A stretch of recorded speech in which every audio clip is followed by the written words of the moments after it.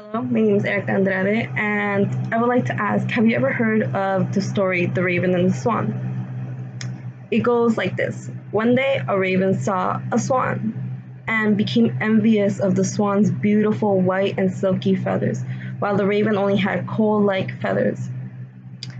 He became so envious that he thought of a plan or an idea to become like the swan.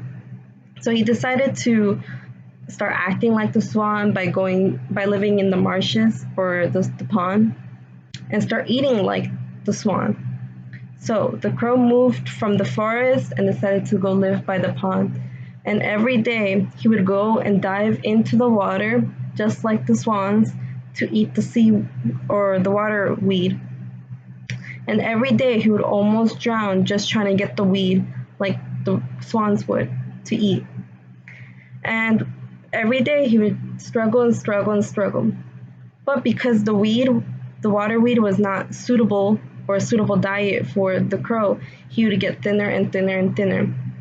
So every day he would go to the water, eat weed that wasn't even necessary for him or was not capable of sustaining him.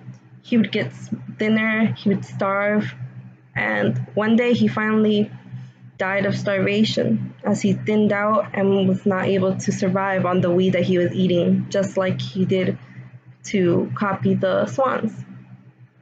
And so the moral of the story is to be yourself and to follow your own path. Unlike the raven decided to follow someone else's path and to copy someone else rather than to be himself and to be more like someone else.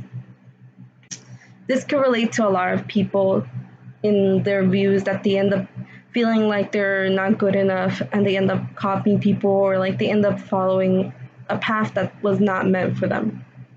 I can relate to this story in my senior year of high school. It's one of the most stressful years of high school. You have to choose a college, you have to pick a career, you have to follow a life path. And for me, I saw all these students going into big schools or choosing very, very high programs or very challenging paths of life. And I had no idea what I wanted to do. And every day I would just think of like how other people knew what they wanted to do. And so I decided to follow someone else's path by choosing to by applying to many schools, applying to several schools that were high or schools that were very like private. And by the end of the year, when I got all the acceptance letters, I realized that I was choosing schools based off what other people were doing, what other people wanted to do, and I was not following a path that I felt was right for myself. And so I sat down, thought of who I was, what path I wanted to follow in my own life, and realized that every other school that I chose was not for me. So I decided to go to LaGuardia and start from there. It was a start for my journey and it was a start for my path, a path that was not chosen for anyone else, but was chosen for me. And I decided to follow that path. And I believe many of my classmates and other people in LaGuardia can relate to that they were following a path that was not for them. And for them, I hope that they learn that this is a path that they need to follow. The path they need to follow is the path that they chose, a path that they are secure with themselves, and the path that they know will suit them and will not let them starve out like the raven.